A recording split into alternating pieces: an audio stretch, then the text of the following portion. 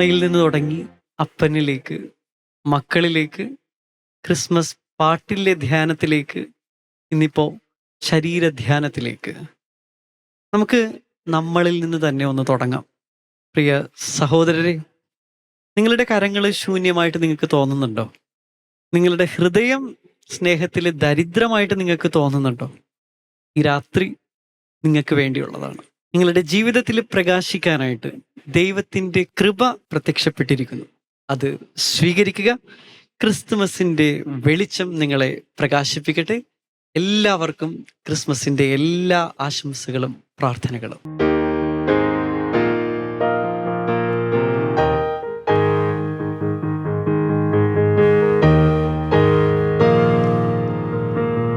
Christmas രാവണഞ്ഞ നേരം പുൽക്കൂട്ടിൽ പ്രഭാതമായി, ദൈവത്തിൻ സുതൻ പിറന്നു ലോകത്തിൻ പ്രതീക്ഷയായി. വാനിൽ വരവേൽപ്പിൽ ശുഭഗീതം ശാന്തിയേകി.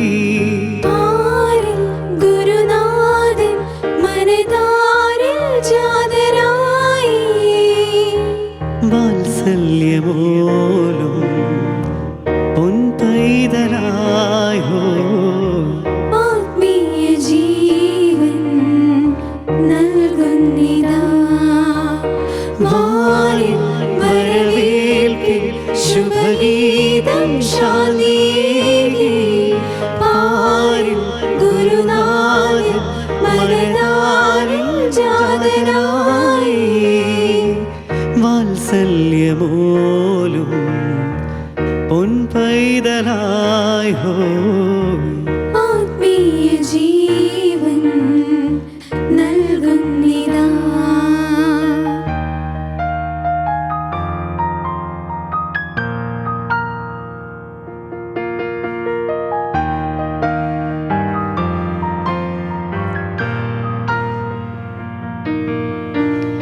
ഈ ശാന്തതയിലൊരു നിമിഷമോർക്കുവിൻ.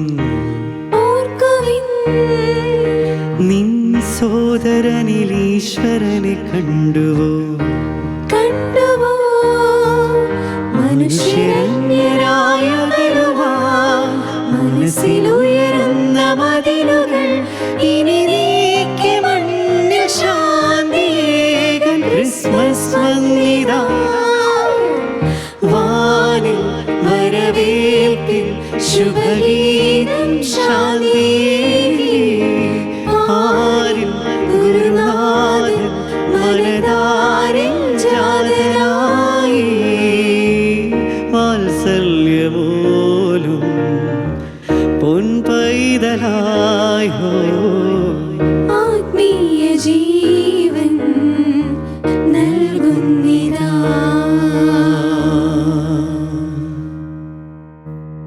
ഒരു ഗ്രാമത്തിൽ വർഷങ്ങളായിട്ട് മഴ പെയ്തിട്ടില്ല. മഴ പെയ്യാനായിട്ട് ഗ്രാമവാസികൾ ഒരു പ്രാർത്ഥനായോഗം വിളിച്ചു കൂട്ടുവാണ്.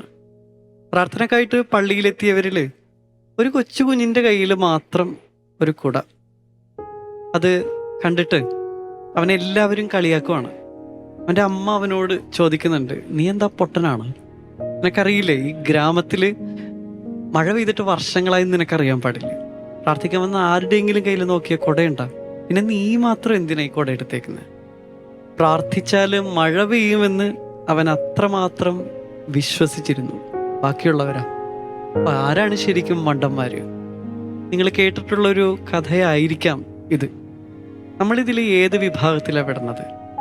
ഇതേ ഒരു ക്രിസ്മസ് കൂടി വന്ന് എന്ത് മാറ്റമാടാ നമുക്കുള്ളതെന്ന് ഉള്ളു തുറന്ന് നമുക്ക് നമ്മളോട് തന്നെ ഒന്ന് ചോദിക്കാം.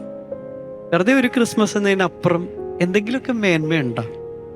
എഫേഷ്യൻസ് 4:22-24 വാക്യങ്ങളും, നിങ്ങളുടെ പഴയ ജീവിത രീതിയിൽ നിന്ന് രൂപം കൊണ്ട് വഞ്ചന നിറഞ്ഞ ആസക്തികളാൽ കലുഷിതനായ പഴയ മനുഷ്യനെ ദൂരെ എറിയുവിൻ. നിങ്ങൾ മനസ്സിൻ്റെ ചൈതന്യത്തിൽ നവീകരിക്കപ്പെടട്ടെ. യഥാർത്ഥമായ വിശുദ്ധിയിലും നീതിയിലും ദൈവത്തിൻ്റെ സാദൃശ്യത്തിൽ സൃഷ്ടിക്കപ്പെട്ട പുതിയ മനുഷ്യനെ നിങ്ങൾ ധരിക്കുവിൻ. ബോധപൂർവമായിട്ടുള്ളൊരു പിറവി ഈ ക്രിസ്മസിൽ എൻ്റെ ജീവിതത്തിൽ നടത്താൻ ഞാൻ തയ്യാറാണ്?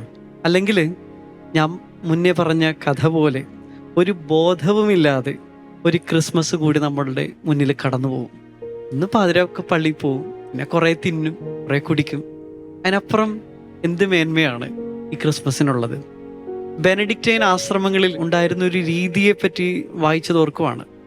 ഒരാള് ആശ്രമത്തിൽ ചെന്നാൽ അയാളുടെ ഇട്ട് ചെല്ലുന്ന ആ പഴയ വസ്ത്രം അയാളുടെ മുറിയിൽ എപ്പോഴും കാണാവുന്ന രീതിയിൽ തൂക്കിയിട്ടിട്ടുണ്ടാവും. ആശ്രമ ജീവിതം അയാൾക്ക് മടുത്ത് എന്ന് അവസാനിപ്പിക്കണമെന്ന് തോന്നിയാൽ അന്ന് ആ പഴയ വസ്ത്രം ഇട്ടുകൊണ്ട് അയാൾക്ക് അവിടെ നിന്ന് ഇറങ്ങാം. നോമ്പെടുത്ത് ക്രിസ്മസ് ആഘോഷിച്ച് ഇതാ വീണ്ടും നമ്മൾ പഴയതുപോലെ ആകാൻ പോവുകയാണ്. വെറുതെ ഒന്ന് ഓർത്ത് നോക്കിക്കേ, എത്ര മാറ്റങ്ങളാണ് നമ്മുടെ ജീവിതത്തിൽ വന്നിട്ടുള്ളത്. എന്നിട്ടും ഈ ആഗമനകാലത്തിൽ ഇത്രയൊക്കെ ത്യാഗങ്ങളൊക്കെ എടുത്തിട്ടും ഞാൻ ഈ ക്രിസ്മസിന് ശേഷം ഇനിയും പഴയ ജീവിതത്തിലേക്കാണ് പോകാൻ പോണത്. എന്ത് മാറ്റമാണ് ഞാൻ സ്ഥിരമായിട്ട് എൻ്റെ ജീവിതത്തിലേക്ക് കൊണ്ടുവരാൻ ഉദ്ദേശിക്കുന്നത്? ഒരിക്കല് മരുഭൂമിയിലെ വിശുദ്ധ അന്തോണീസിനോട് ഒരാൾ അയാളുടെ പ്രശ്നങ്ങൾ പറയുകയാണ്. അയാളുടെ ജീവിതത്തിലെ പിരിമുറുക്കങ്ങൾ ഇങ്ങനെ കെട്ടഴിച്ച് ഇടുവാണ്. അന്തോണി അപ്പോൾ ചിരിച്ചുകൊണ്ട് പറയുവാണ്, നിങ്ങൾ ക്രിസ്തുവിനെ പള്ളിയിൽ വിട്ടിട്ട് പോകുന്നതാണ് സത്യത്തിൽ നിങ്ങളുടെ പ്രധാന പ്രശ്നം. ക്രിസ്തു കൂടെയുള്ളവന് എന്തും ഏതും ആനന്ദമാണ്. ഇന്ന് നമ്മളിൽ എത്ര പേരാണ് ക്രിസ്തുവിനെ പള്ളിയിലെ പുൽക്കൂട്ടിൽ ഉപേക്ഷിച്ചിട്ട് പോവാനായിട്ട് പോണത്? നോമ്പെടുത്തത് എത്ര പേരാണ്?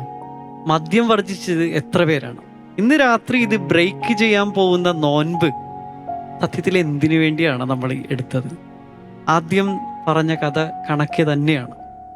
മാർട്ടിൻ ലൂതർ പാടുന്നൊരു പാട്ടുണ്ട്, we shall overcome, we shall overcome, we shall overcome someday. ഒരിക്കല് നമ്മൾ മാറും, അത് തീർച്ചയായിട്ടുള്ളൊരു കാര്യമാണ്. ദൈവം നമ്മളെ അങ്ങനെ ഇങ്ങനെയൊന്നും വിടാൻ ഉദ്ദേശിക്കുന്നുണ്ടാവില്ല. പിടിച്ച പിടിയിൽ നമ്മൾ വീഴ്ത്തി നേരെയാക്കി കളയും. പൗലോസിനെ ദമാസ്കസിലേക്കുള്ള യാത്രയിൽ ഒന്ന് കുതിരപ്പുറത്തുനിന്ന് തള്ളിയിടുന്നുണ്ട്.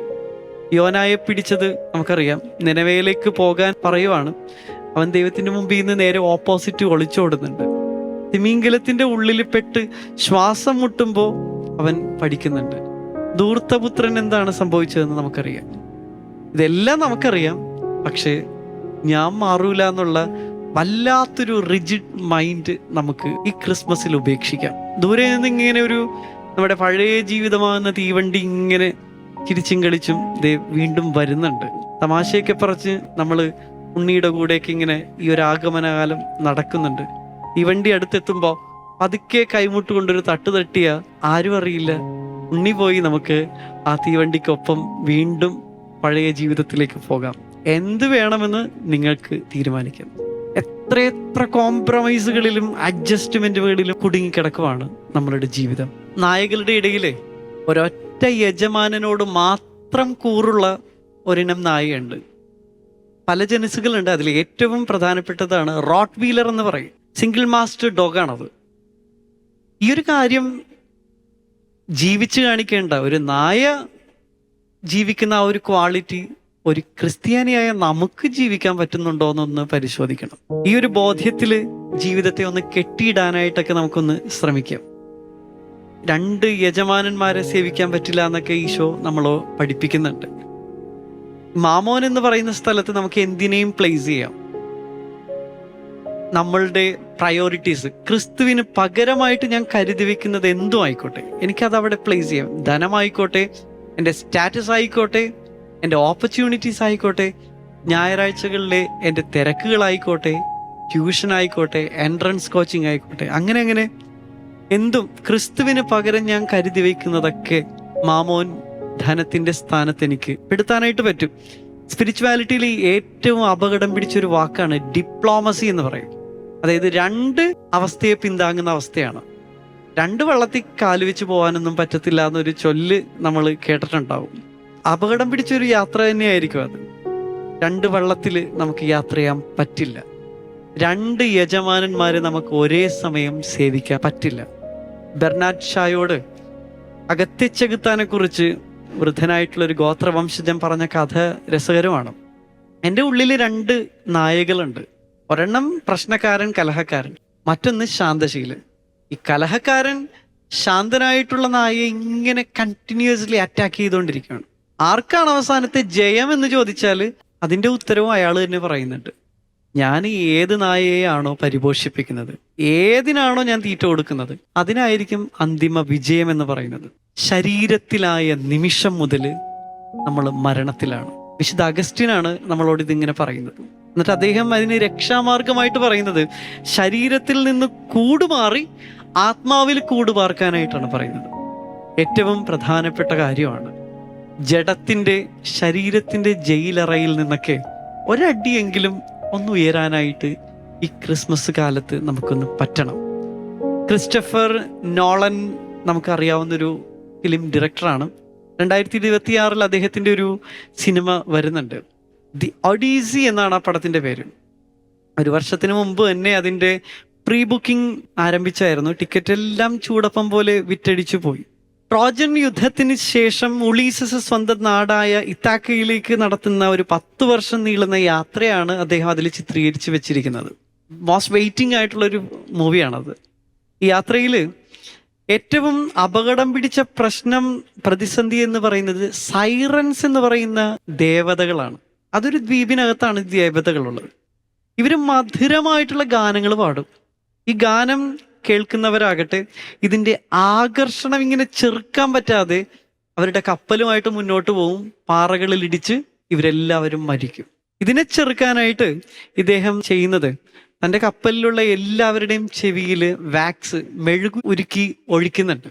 എന്നിട്ട് അദ്ദേഹം അവരോട് പറയുന്നുണ്ട്, എൻ്റെ കൈയും കാലും ഈ കപ്പലിൻ്റെ പായമരത്തോട് ചേർത്ത് കെട്ടിവെക്കാൻ പറയുന്നുണ്ട്.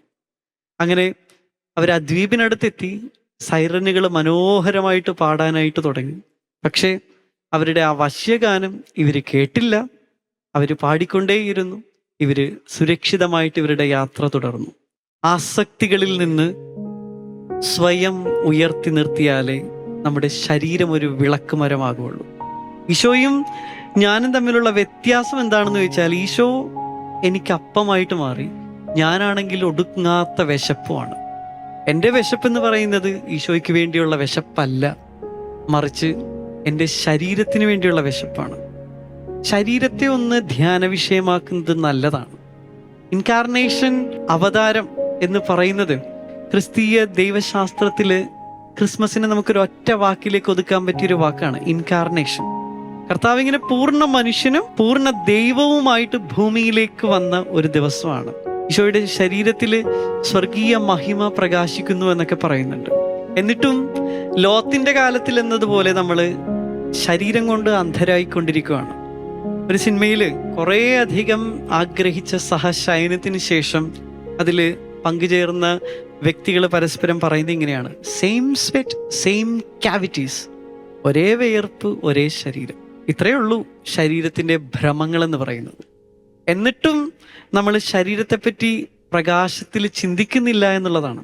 നിർഭാഗ്യവശാൽ നമ്മളിപ്പോഴും പുറം കൗതുകങ്ങളിൽ കുടുങ്ങിക്കിടക്കുവാണ്. നമ്മുടെ കണ്ണ്, അതിനകത്തെ ഓംകാരങ്ങളിലേക്ക് നമ്മൾ ശ്രദ്ധിക്കുന്നില്ല. അതിൻ്റെ ഒരു പ്രധാനപ്പെട്ട കാരണം, ഒരു പെൺകുട്ടി ഋതുമതിയാവുമ്പോൾ അവൾക്ക് വീട്ടിൽ നിന്ന് കിട്ടുന്ന ശരീരത്തെ പറ്റിയുള്ള ചില അറിവുകളുണ്ട്. പക്ഷേ ആൺകുട്ടികൾക്ക് അത് കിട്ടുന്നില്ല എന്നുള്ളത് യാഥാർത്ഥ്യമാണ്. അവര് ശരീരത്തെപ്പറ്റി അറിയുന്നത് തീരെ ഭംഗിയില്ലാത്ത മനുഷ്യരാണ് അവരെ സ്വാധീനിക്കുന്നത്. അങ്ങനെയാണെങ്കിൽ കൊമ്പത്തെ ആത്മാവിനെ പറ്റിയൊക്കെ പറയുന്നതിന് മുന്നേ നമ്മൾ ആദ്യം ശരീരത്തെ പറ്റിയൊക്കെ ഒന്ന് ധ്യാനിക്കണം. വെളിപാടിന്റെ പുസ്തകത്തിൽ പാത്മോസ് ദ്വീപിലിരുന്ന് യോഹന്നാൻ ഒരു സ്വപ്നം കാണുന്നുണ്ട്.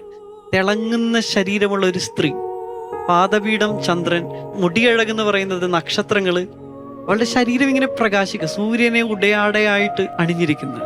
യേശു തന്നെ പുൽക്കൂട്ടില് ഒരു മനുഷ്യ ശരീരത്തിലേക്ക് കുടിയേറിയപ്പോ അതിന്റെ കഥയാണ് ക്രിസ്മസ് എന്ന് പറയുന്നത്. അവന്റെ ശരീരത്തിൽ സ്വർഗീയ മഹിമ വെളിവാക്കുന്നുണ്ട്. മലമുകളിൽ വെച്ച് ഇതേ യേശു പ്രാർത്ഥിക്കുമ്പോൾ ലോകത്തിലെ ഒരു അലക്കുകാരനും വെളുപ്പിക്കാൻ കഴിയാത്ത വിധം അവന്റെ ശരീരം തിളങ്ങിയെന്നാണ് ബൈബിള് സാക്ഷ്യപ്പെടുത്തുന്നത്. ഇല്ലുമൈൻഡ് ബോഡി. ഇന്ത്യൻ സ്പിരിച്വാലിറ്റിയിൽ ഇതിനെ പ്രാണിക്കൂർജം എന്നൊക്കെ പറയും. നമ്മളൊക്കെ ലൈറ്റ് ബീയിങ്സ് എന്നാണ് പറയുന്നത്. നമ്മുടെ ശരീരത്തിന് അങ്ങനെയും ഒരു സാധ്യതയുണ്ടെന്നാണ് പറയുന്നത്. നോക്കിക്കേ, പ്രകാശമുള്ള ഒരു ശരീരം.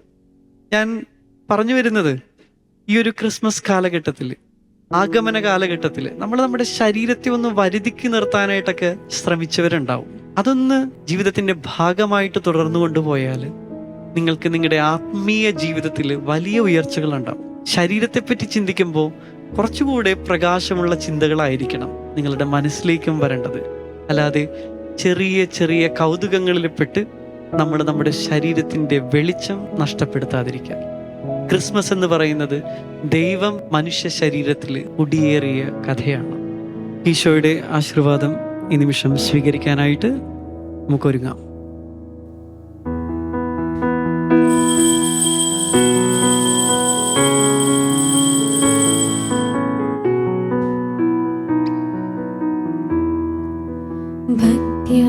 ഭക്ത്യാവണങ്ങുക സാഷ്ടാംഗം വീഴുക ഏറ്റം മഹത്താവി കൂദാശയിൽ നവ്യനിയമത്തിൻ കർമ്മങ്ങൾ വന്നല്ലോ പൂർവികം സാദരം മാറി നിൽപ്പൂ ഇന്ദ്രിയങ്ങൾ കീഴും പോരായ്മയൊക്കെയും തീർക്കുക വിശ്വാസ ദിവ്യദീപ്തി